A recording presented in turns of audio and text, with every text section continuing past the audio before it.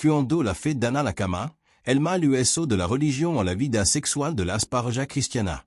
El sexo fue ID de Dios.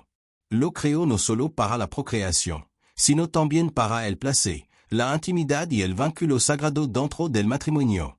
Pero tristemente, muchas parejas cristianas descubren que, en lugar de acercarla, su creencia religiosa sobre el sexo trae vergüenza, silencio y sufrimiento. Porque algo creado por Dios se convierte en fuente de culpa entre creyentes? Exploremos cómo las enseñanzas religiosas mal aplicadas pueden distorsionar la intimidad sexual y las consecuencias de no manejar esto con verdad bíblica y madurez emocional. El peso de la vergüenza y la culpa. Muchos cristianos crecen escuchando mensajes como: el sexo es sucio. El deseo es pecado. Una persona santa reprime todo impulso sexual. Aunque la Biblia nunca condena el sexo dentro del matrimonio, estos mensajes se internalizan. Al casarse, en lugar de entrar en libertad, muchos traen anneaux de represión. Especialmente para la mujer, la llamada cultura de la pureza enseña que su valor está en su virginidad. Después del matrimonio, esta mentalidad no desaparece fácilmente. ¿Cómo disfrutar del placer si tu alma fue entrenada para ver el sexo como algo sucio? En el caso de los hombres, el deseo sexual puede verse como debilidad espiritual, es lo que le va a lucha interna secreta. Resultado, uno o ambos cónyuges se sienten culpables incluso au momento que deberían ser sagrados. El dormitorio se convierte en un campo de batalla mental. 2. Silencio en la comunicación. Cuando la religión se aborda con rigidez, puede hacer que las parejas sientan que incluso hablar de sexo es inapropiado. Si mi deseo no son santos. Estaré siendo desagradecido si digo que no estoy satisfecho. Tener dificultad sexual es una señal de debilidad espiritual. Este silencio se agranda. Uno sufre en frustración, el otro se siente fracasado.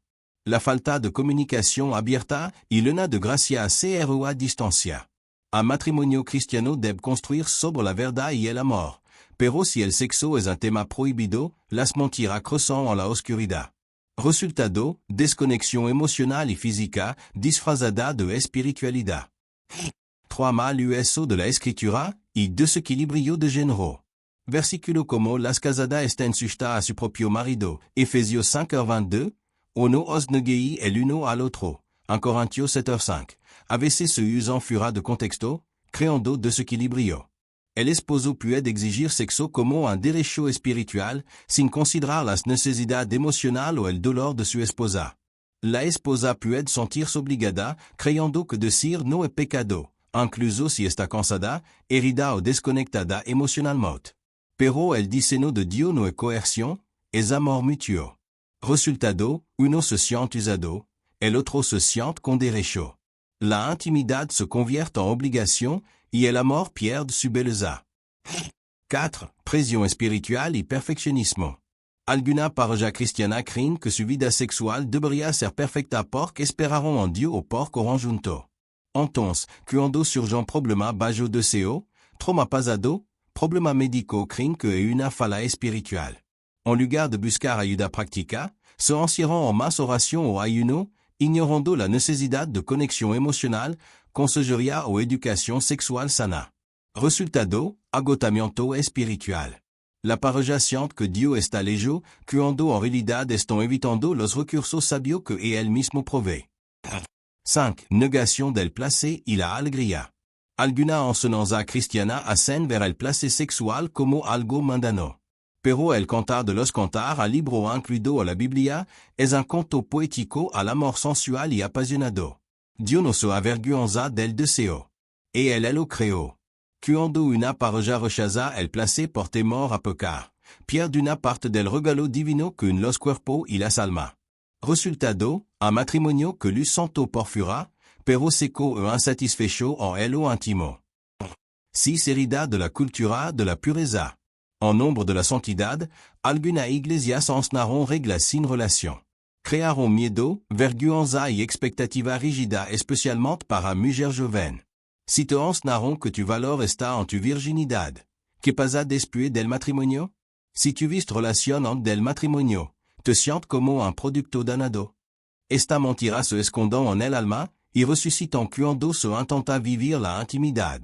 Resultado, un dentro del matrimonio, mucho cristiano se sientan sucio o rotos, atrapado en mentira que el evangelio vino a sanar. ¿Cuál es la solución? Verdad, gracia y sanidad. El sexo no es secular, es sagrado. No es sucio, es espiritual. Pero debe abordarse con la verdad bíblica, madurez emocional y gracia divina.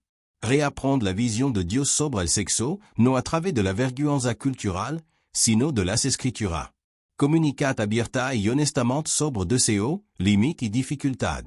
Busca sanidad emocional y espiritual si es herida pasada. Recuerda, el sexo no es solo físico, también es emocional, espiritual y relacional. Palabra final. Dios no está en silencio sobre el sexo, pero tampoco es duro. Su voz está llena de sabiduría, ternura y verdad. Si la religión ha herido tu intimidad, recuerda, Cristo no vino a condenarte, sino a sanarte. No dejes que creencia distorsionada roben el gozo de tu matrimonio. Deja que la gracia entre en tu habitación, y permite que el Espíritu Santo guíe tu unión, no con miedo, sino con amor.